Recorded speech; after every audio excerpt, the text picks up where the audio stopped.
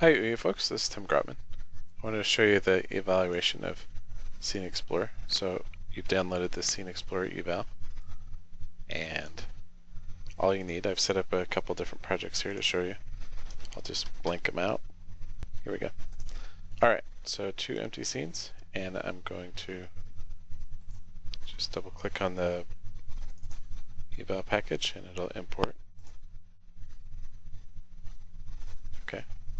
Give the client focus, double click on the package, import everything. Okay, so now we have identical copies except for one is going to be the client and one is going to be the host. Alright, on the client we've got an example scene. For the host we don't need anything. Just need a new scene. And under Window, you'll find Open Scene Explorer. Okay, on the eval page, you'll find an eval key. You just paste this in here, and that will unlock the eval. Alright, once your eval is unlocked, I'd have to do it for both actually.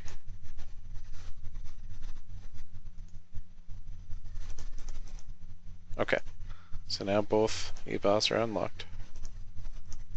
On the host side, open Scene Explorer, and then just say create host.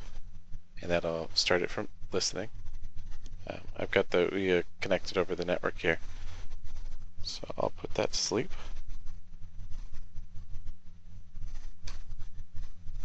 Okay, then we have a client here. So on the client, just open up scene 1. Scene 1 has a FPS counter and a client, and in the client field, you just type in the name of your computer. Now, or the IP address if you know what it is. Now the OUYA is going to need your IP address or an A record if you know how to set one of those up. Something that maps the name to an IP address. Or you put the IP address in the OUYA's host record. And I'll show you what that's about later. Okay, so now, because there's a client in our scene, when we hit play, our host automatically detects that the client is there. Now, one thing to make note of is in your player settings, make sure you turn on, under resolution, run in background. Same thing on for your hosting your client, so that it doesn't go to sleep when we switch focus between the host and the client. Alright, so that's the first step, but this is local. We can do the request scene thing. I'll make the game view full screen here, and I can turn off all the spheres and turn it back on. Okay, and that works locally, but we want to see what it looks like on the OUYA. Alright, so I'm going to hit stop, and I'm going to go through my settings, build settings, and under Android, go to the player settings, and just check a few things. Okay. What I did there is if you click this gray area and hover over a panel and hit the spacebar, it'll maximize it. Okay, so default orientation, landscape left. Other settings, put in a unique bundle identifier. I just changed the minimum APK level to 16. Although, for this example, anything would probably be okay above Froyo or something. Okay. That's it for settings. Now I can just build and run.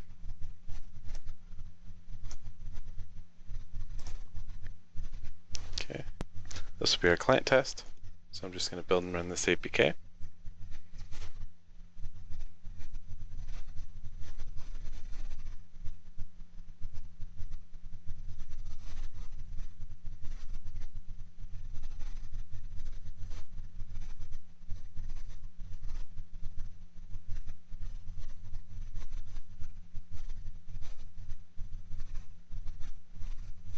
Okay. behind here, we've got the OUYA running.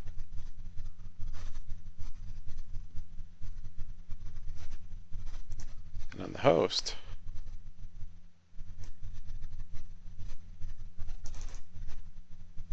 all we need here is the panel. And you can see now you're not seeing it connect. And why is that? Well, the client has to know about what the host is. So in the client connect settings, I specified Mercury, but if I log into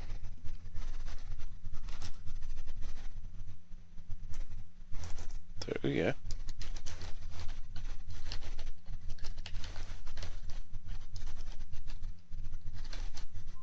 okay, and if I ping Mercury, it doesn't know what Mercury is. But if I look at my IP settings, if I ping on my network 10.0.1.6, okay, that's really what we're trying to get to. So that's actually my host IP address. So I'll type that in. Okay, build and run. Oh, I didn't save it.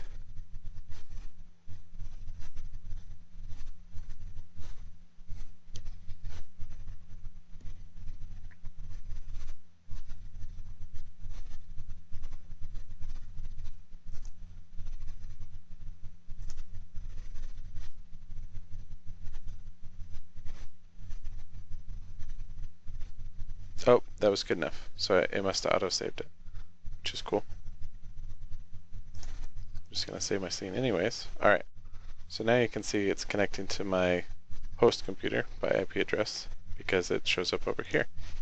Now, I don't need this client anymore other than to show if I hit play on the client, it also connects. So now I can see localhost, which is the OUYA, and Mercury, which is my other client instance running on the same machine. Okay, so if I go to localhost, I can request the scene. And here again, I can deactivate all the spheres. I can turn them back on. I can deactivate the cubes. Activate the cubes. And toggle the directional light.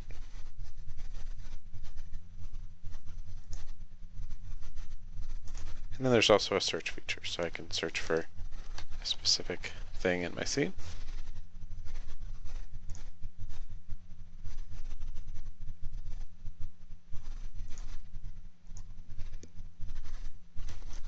Or even find all the cubes.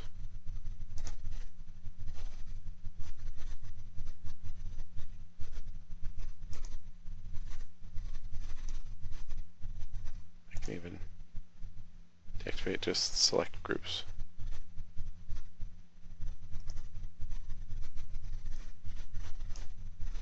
Okay. It was behind the panel where it was showing up. Okay, so that's a couple of things you can do. Now, that's great for the example scene. How do you get this working in your game? Alright, so you have your game. If you're in OUYA game, you have the OUYA game object, right? So all you would need to do is import the example package and then add a Scene Explorer client. Now you probably already have a FPS counter, but if you don't, if I remove the component, you just have a GUI text object. Select the GUI text element, go to Components, Scripts, and you'll find Scene Explorer FPS. And it just needs a reference to itself to say what GUI text it's updating. And now it's updating the FPS as I move around. Alright, and then on the client, that's just a matter of going to your component, scripts, and adding a Scene Explorer client.